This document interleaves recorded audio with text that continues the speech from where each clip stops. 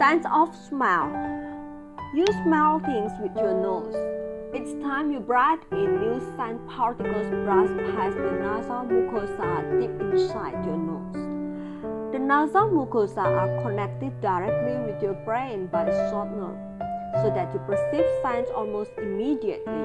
It is so fast, you cannot be taken by surprise when you suddenly smell something. You cannot block out scents without holding your breath, which you can never do for long. When you have been exposed to a scent for a while, you stop noticing it. Nor will you notice a gradual strengthening of the scent. You only notice it if you go away from it for a while and then come back to it. In that case, you will probably be amazed that you did not notice it before. This can be illustrated by the following example. Once, my team and I had to clean the small intestines of a cow. In this procedure, the intestinal contents are slowly pushed out of the intestines. Even as the volume of drained intestinal content and thus the smell increased, we were hardly aware of the terrains in which we were working. At some point, we went for a tea break, and only then, in the clean air, did we notice the awful smell on our hands and clothing.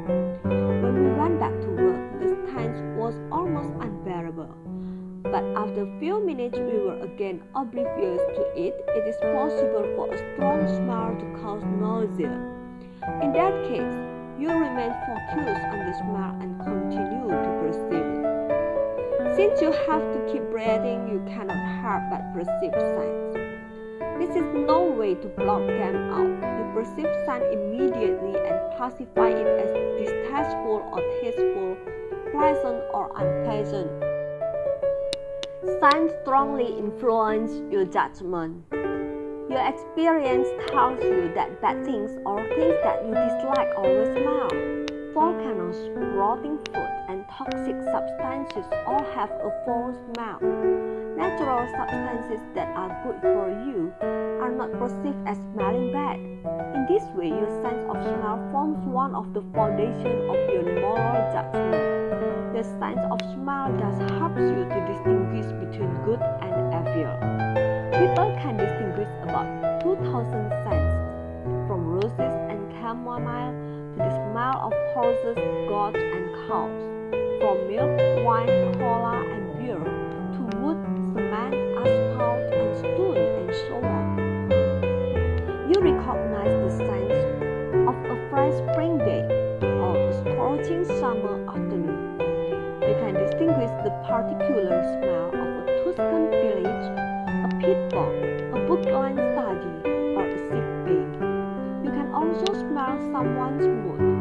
Someone who is afraid emanates different scent particles than someone who is at ease. You respond to all these smells, usually without being conscious of it. Observations of smell differ from other observations. For example, taste and sound. Because scents are difficult to categorize and describe, scents are often described by association. The smell of roses, of blueberries, of fresh fruit, of grapes. Or people might say, this reminds me of a head of lettuce, or of an old soul, or of my grandmom's house. Smells can be described by using other observations which are associated with the smell.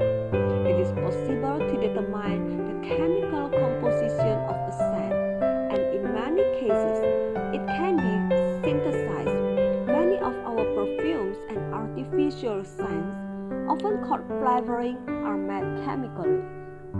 Smells can bring back memories suddenly and strongly. You might be walking along a street when a familiar smell suddenly takes you right back to the past and to the occasion that you smelled it before. For a moment, you are submerged by memories. This often happens without being consciously aware of having perceived the smell.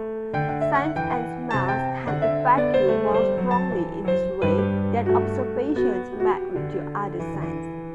Our sense of smell is quite primitive compared to that animal.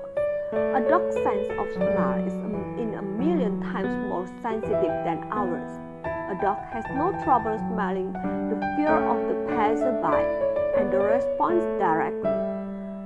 Because of the short reaction time, instinct is closely connected to the sense of smell. An animal's behavior is thus determined to a large degree by what it smells. If your sense of smell was as good as an animal's, you would constantly be making strong judgments and be incapable of more objective observation. Your sensitivity to scent would leave no scope for a personal response, and your thoughts would be more instinctive. As a result, you would be at the mercy of what your sense of smell told you.